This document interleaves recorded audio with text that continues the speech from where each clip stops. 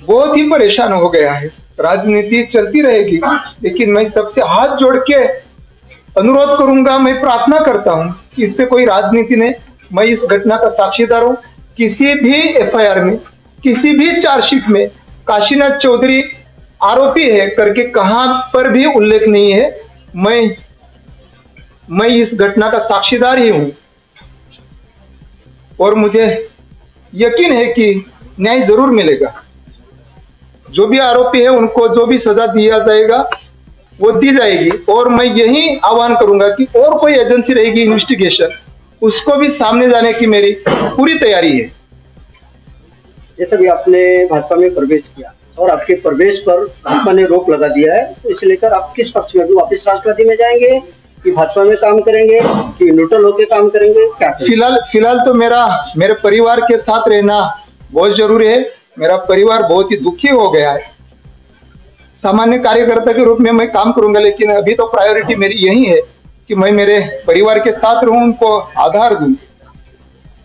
लेकिन आप जिस पक्ष में थे उस वक्त जो पक्ष आपके साथ में खड़ा था, आज वही पक्ष जो है हमला कर रहा है आप पे और इस चीज को मुद्दे बना रहा है, तो क्या कहेंगे? मैं किसी कोई मुद्दे को, किसी आरोप को कोई स्टेटमेंट नहीं देना चाहता हूँ। मेरी इस बार की प्रायोरिटी मेरी फॅमिली आहे। मोठ्या कार्यकर्त्यांसह प्रवेश केला आणि त्याच्यानंतर गडचिंचले जे 2020 मध्ये प्रकरण घडलं होतं महाराष्ट्रातलं होतं, त्याच्यानंतर आता हे आपल्यावर मोठे आरोप करण्यात येत आहेत, काय सांगाल?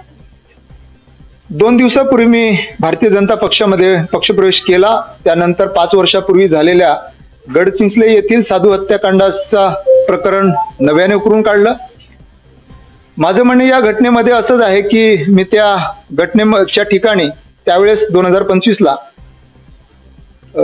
माफ करा 2020 ला त्या घटनेच्या ठिकाणी मी पोलिसांच्या सोबत त्या ठिकाणी मदतीसाठी गेलो होतो। परंतु आता या प्रकरणाशी माझा थेट आरोपी म्हणून संबंध जोडला जातो। या घटनेशी माझे या घटनेमध्ये पूर्ण इन्व्हेस्टिगेशन झालेले, पूर्ण चौकशी झालेली आहे, चार्जशीट सबमिट झालेली आहे। कुठल्याही एफआयआर मध्ये, कुठल्याही चार्जशीट मध्ये माझं आरोपी म्हणून कुठेही नाव नाही।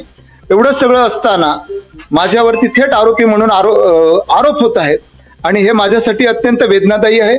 माझ्यापेक्षा माझ्या कुटुंबासाठी फार वेदनादायी आहे। माझी 2 मुलं आहेत, माझा मुलगा आहे, माझी मुलगी आहे। माझ्या मुलाला त्याच्या कॉलेजमध्ये, त्याच्या हॉस्टेलमध्ये तुझा बाप गुन्हेगार आहे, खुनी आहे असं सांगितलं जातं। त्याच्याशी कोणी मैत्री, कोणी मित्र बोलायला तयार नाही। त्याचा आज पेपर आहे, पेपरला जाऊ शकत नाही।